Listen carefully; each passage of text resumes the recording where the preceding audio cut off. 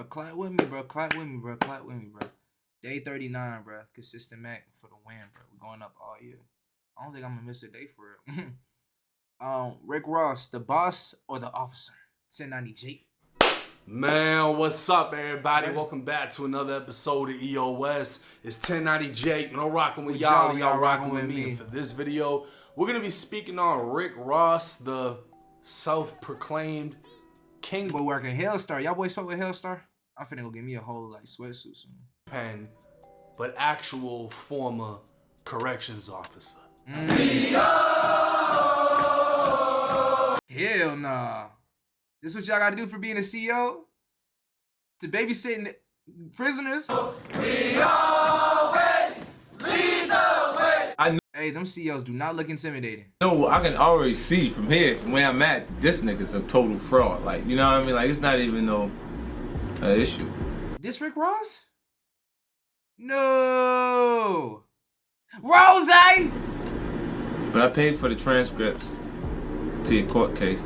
Trick Daddy recently accused you of working as a prison guard at one point, Rick. Is there any truth to that? No, that's not true. But that's disappointing to hear that he said that. He said that? Nigga was shook by that. He knew. He's like, damn, this nigga, them boys got that. I thought they buried the info. Did 10 years in jail, right? Yeah. How you think about the whole Rick Ross thing, him being a correctional officer and dealing with correctional officers? Shit. Them boys probably thinking like, hell nah. That nigga's not a boss. Wow. Fake niggas get taped up and sent back. Use a fake nigga, you makes up a good act. Now I know you. I think it's fair to say. Oh my god. You makes up a good act. Now I see, like, this is young 50. Now I know you. I think it's fair to say. Wow. The Commissioner of Criminal Justice Standards and Training, William L. Roberts. The second. Say, I know you now. Was Rick Ross in his lifetime a corrections officer? Rick Ross done did it all to get money. I done did it all except set dudes up, put dudes behind bars, and that's what's important to me. Pictures turn up. He was a CEO. Of you online, right? Or a person that looks like you online, who's working as a correctional officer. Is that or is that not Rick Ross in those pictures? That was me in the photos. That boy's a CEO. I'm the truth when your truths just pretend. I hear lies in every one of your lines with no flow or mind. Magnified times 5. You lost, I'm Ross. Now bullets are flying in hip-hop as back-to-back disses are being dropped and shots keep getting fired. At this point, it seems like Drake versus everybody, but one person in particular is standing out. Rick Ross would drop an immediate response to Drake's diss, but that isn't what's got my attention. Ross would keep dissing through Instagram and referring to Drake as a white boy as if that's an insult. Well, now you got a white boy's attention. Apparently everybody forgot the biggest boss of Miami, the hustler who knew Pablo and Noriega, the man who thinks he's Big Meech, Larry nigga's not Big Meech. Hoover. Everybody forgot he was a fucking CO. It's that money, bro. Like, that money. You get money, bro. People forget your old life. Now it's like when we blow up, I'm gonna erase all my old shit. Niggas ain't finna know nothing. This isn't new news. Back in 2008, pictures would be released of Ross in uniform, and he'd speak exclusively with all hip-hop stating, "My life is 100% real. These online hackers putting a picture of my face when I was a teenager in high school on other people's body. If this shit was real, don't you think they would have more specifics, like dates and everything?" Did they? So a then 32-year-old Ross claimed the pic was photoshopped, his kingpin lifestyle was real, and there was no proof behind the CO allegations.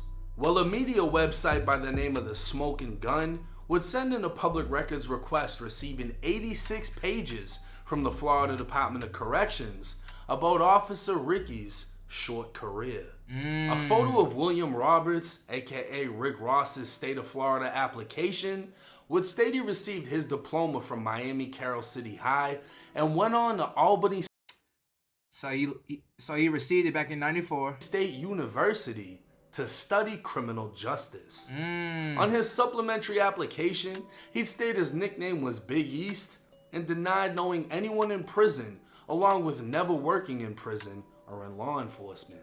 Cap.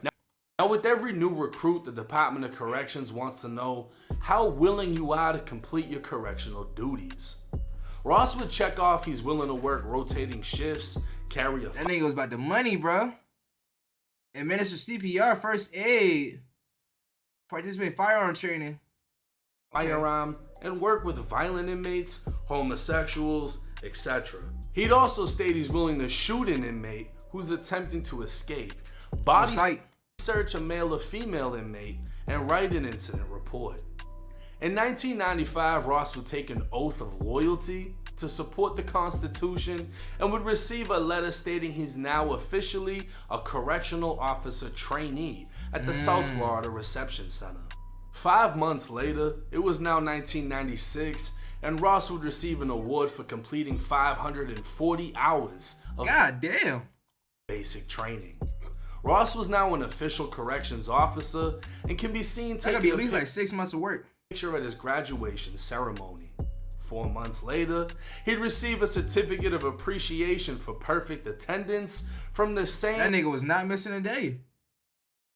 Nigga wanted to be a CEO bad. ...woman he can be seen shaking hands with at his ceremony. But eventually, all good things must come to an end. And in June of 1997, Ricky Rose sent in a resignation letter and officially left the force. But like I said, this isn't new news.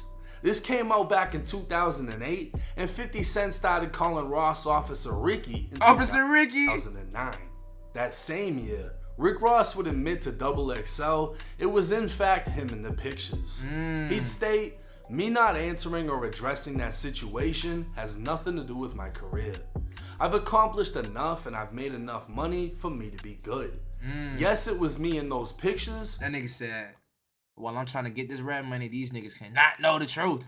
But I'm gonna tell you this, me taking that job, I was doing my job. You understand what I mean? He'd continue on saying the stuff he talks about is real, the dope is real, and the gun talk is official. But fans would forever speculate, when exactly was Rick Ross in the streets serving bricks? He probably was in that bit as a CEO doing it. In an interview with the Full Send podcast, the alleged Kingpin was asked about his time as a corrections officer in Florida State Prison. Were you a correctional officer at one point? I was, yeah. So going all the way back, when was that? How long ago? Maybe when I was 20. 20 years old? Yeah. What kind of people were in there? You know, I didn't really get to make it to the prison. Because you got to go through training and all that, and I didn't last long. Right. I may have lasted 4 months. Right. Before they said, yeah, I was a little tardy. Now, Ross claimed he only worked the job for 4 months and never made it to a real prison because he didn't even complete training from being tardy so much. But this is the same Ross that received a certificate of appreciation for never missing a day. He'd work as a CO for 18 months at the South Florida Reception Center in Miami. This was the first stop for any inmate entering the prison system from Miami, Broward, Palm Beach, or any other neighboring counties. This was very much prison, and the South Florida Reception Center has repeatedly made the news, like when 4 COs were arrested for beating an elderly inmate to death, or when 11 inmates died from COVID. But still, Rick Ross got a pass because even if he never sold drugs a day in his life, the music sounded good enough to forget it. It's usually like that. The best artists aren't really about that shit, bro. They're not doing none of it, bro. They just know how to tell a good story. So why still lie about your old job? And if you weren't flipping bricks in between criminal justice class and football practice, when did it happen? Apparently in 2008, the same year the pictures were released, Rick Ross was arrested on gun and marijuana charges. The investigation would be assigned to the Gang Unit Task Force, and transcripts would state the Gang Unit was given the case because Rick Ross claims affiliation with the Carroll City Cartel. Now, Triple C's, according to Wikipedia, was a hip-hop group founded by Rick Ross in 2005. Named after the Carroll City neighborhood of Miami, the group featured Rick Ross, Gunplay, Torch, and Young Breed. I remember Gunplay, that nigga used to stay with the coke, bruh. Transcripts would mention YouTube, and Ross didn't shy away from his cartel affiliation because it wasn't an actual cartel. The transcripts would also reveal this was actually Ross's first arrest as an adult. Had these niggas fooled. At 32 years old. Had these niggas fooled, bruh. So technically speaking, you're not a criminal until you get caught, right? Yeah. And Ross was never caught until after his career already blew up. Aside from marijuana, Ross wouldn't be arrested for anything serious until 2017, when him and his former security guard kidnapped a landscaper by forcing him into a room and pistol whipping him. This is crazy. Ross would plea out to lesser charges as a first-time offender, and the charges would be removed from his criminal history after paying all fines and completing probation. So maybe Ross was just too smart to get caught with any bricks. Going back to his interview, Ross would state he got his job in corrections after his big homie got in trouble and suggested it. What made you want to do that? One of my big homies had just got in trouble, and a lot of things were going on, and he just suggested it. You fuck with it or no? Nah, I didn't. Anything you gotta really do, and you fucking running and jogging and yeah, all of that shit, man. These white niggas believe in this shit too. The big homie Ross was referring to is none other than Kenneth Booby Williams. Booby was the leader of the Booby Boys, an infamous murderous drug gang that terrorized Miami in the 90s.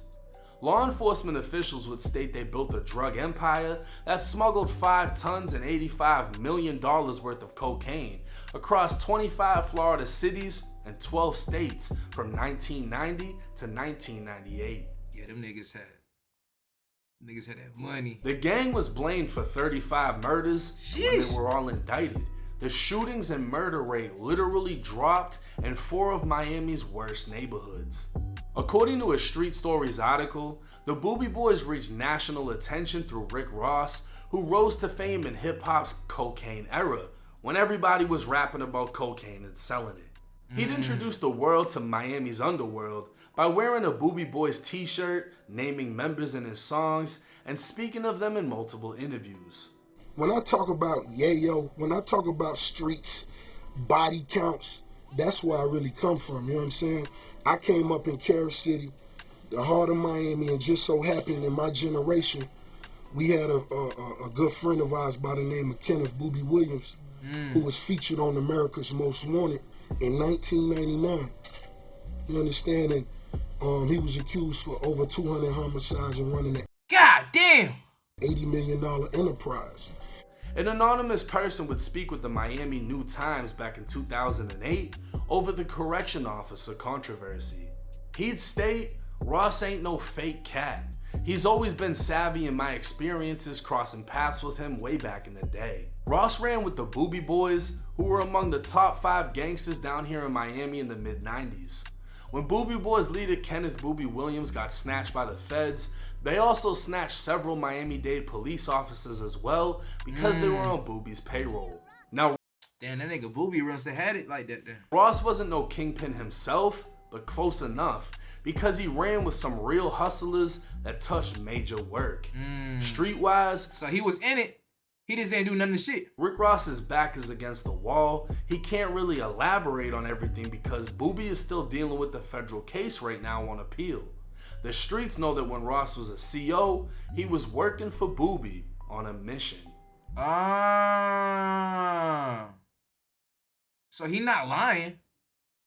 Now this story would coincide with what Ross said on his Full Send interview, but we don't even know who said it because the person was anonymous and could have been Rick Ross himself. True. Or a member of his team. Reading between the lines, this dude was alleging Ross got a job as a CO to work for Booby in prison, and Booby was a notorious drug gang leader. But the timelines don't even add up. Ross started working in prison in 95 and resigned in 97, the same year some of the Booby Boys got locked up. Then the feds indicted 15 of them in 1999. Ross's so-called big homie never even made it to Florida State Prison and would end up in the feds, meaning Ross never came across him while working in state prison. Another anonymous person claiming to be the baby mother of one of the Booby Boys stated Ross was never a Booby Boy and never a dope boy either. Everyone connected to Kenneth Booby Williams was arrested, and Ross only went to high school with some of the members. She would claim Booby was an inmate at the South Florida Reception Center before going to prison when he recognized Rick Ross and thought he'd be beneficial. But even her story doesn't make sense, as Booby doesn't show up in the Florida Department of Corrections offender search. So yet again, another story that can't be proven by another anonymous source. That nigga too up now, so what's the truth? Whether or not Ross promoted the Booby Boys to give himself a more street appearance, Ross would skyrocket into stardom and rise to legendary status in the state of Florida. Because of that, nobody really gives a fuck if Ross's whole persona was fake because he still made it. But apparently Ross does because he responded to me on Instagram. Now, I made a post about him lying over how much time he actually did working in prison, and he'd respond in a series of Instagram posts stating white boy rat. He'd show my mugshot in one post and in another a statement. The statement would read, the suspect, Cherry, made several spontaneous statements. He stated that the gun was in his friend Alex's room inside the closet under the green shirt. He stated that he was shooting the gun in the middle of the street and that he is sorry. He stated he found it in a vacant house that he was using to piss in. He saw a shiny object and reached down and found the gun.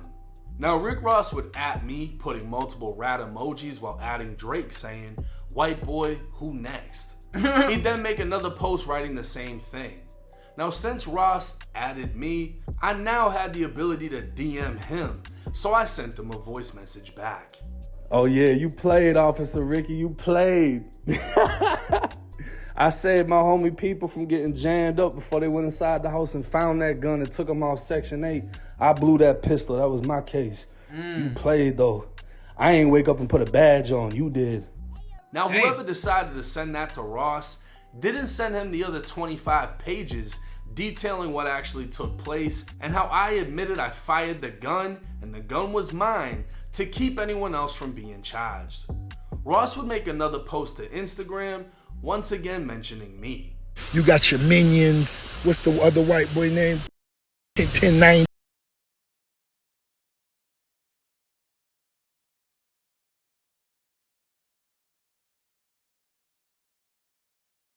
What this nigga said? Mentioning me. You got your minions. What's the other white boy name? 1090. He looked like a fucking wet little whale flapping. Shut up. Mind your business, peon. Man, apologize. Why is he so pressed, bro? Apologize. Truth is, me and Drake got too much money. Drake have no ties and have never spoke, but he'd follow me on the gram shortly after Ross's little tirade. I myself was surprised Ross was so quick to respond to his CO past, as he's changed the story. He must be like really feeling that shit so many times. He's already up, bro. What's the point? Added new twists, alleging he was pushing weight in prison. But apparently it still strikes a nerve almost a decade later to see himself in that uniform. Like I told Officer Ricky, he's the one that decided to wake up and put on a badge. True. I know you know Noriega.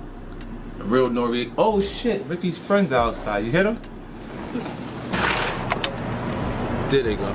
There they go. Oh man, Ricky's crew. He said he got a $2 million crew in New York City. He was talking about the NYPD. Now I know, like y'all know, everybody got favorites, and it seems that once you reach a certain level of superstardom or money, nobody really gives a fuck anymore about what used to be or what never happened. Nobody's gonna care if you never sold dope. Nobody's gonna care if you whatever, because you already made it, right? Fake it till you make it. It works out how it works out. This shit worked. I couldn't even find a picture of Rick Ross and Booby together. Maybe I just didn't recognize dude or whatever, but I couldn't even find a picture of them together.